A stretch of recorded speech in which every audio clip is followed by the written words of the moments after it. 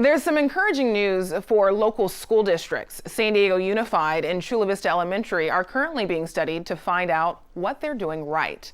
This after students of color tested higher than predicted and higher than other students with similar backgrounds in other districts. I'm joined now by San Diego Unified Superintendent Cindy Marten. Welcome. Thank you. So researchers have named San Diego Unified as one of the highest performing large school districts. Who deserves the credit for that?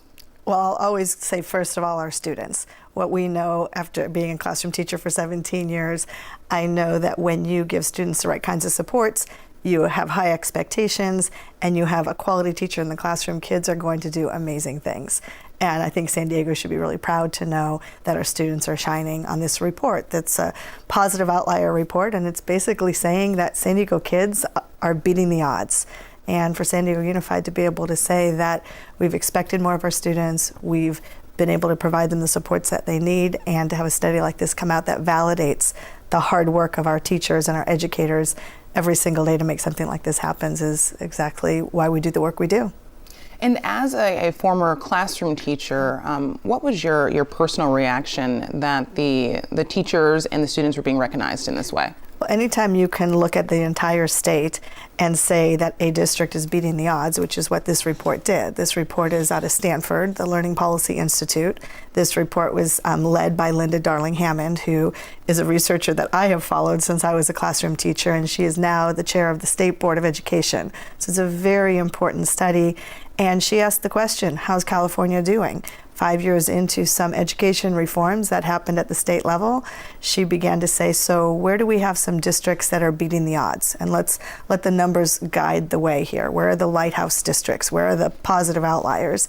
And as a classroom teacher, I've always known that when you can put the right supports in place and you can focus on excellence and equity all at the same time to interrupt old patterns and create outcomes like you've seen, to get a validation like this from Learning Policy Institute coming out of Stanford is exactly what's important for validating where we are and the work that we have left to do. I'm just really proud of San Diego and what our kids have done. So when you pair excellence with equity, what does that look like in a school district? Yeah, some people like to go about it with, we're either going to be excellent in some places and then have equity in other places. For us, it's not an either or, it's an and.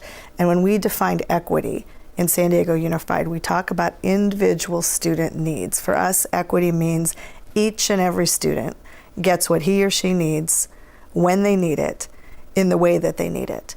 And that looks different across the entire city, but we're committed to, we're going to have excellent learning conditions all over the city.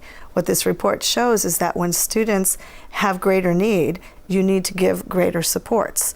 That's an investment that you make, and it's a belief system that you have. Another simple way of saying it is we expect our principals and our teachers to know each and every student by name and by need.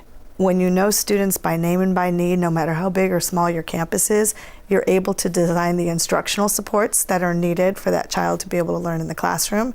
And if there's additional supports that a child needs to be able to learn in the classroom, if there's health and wellness needs that are necessary, social emotional needs, that we can wrap an entire system of support. And it takes a high quality educator to do that. And the report completely validates everything that we've said around excellence and equity and the entire initiative that we've been leading. But there still is that achievement gap between white students and students of color.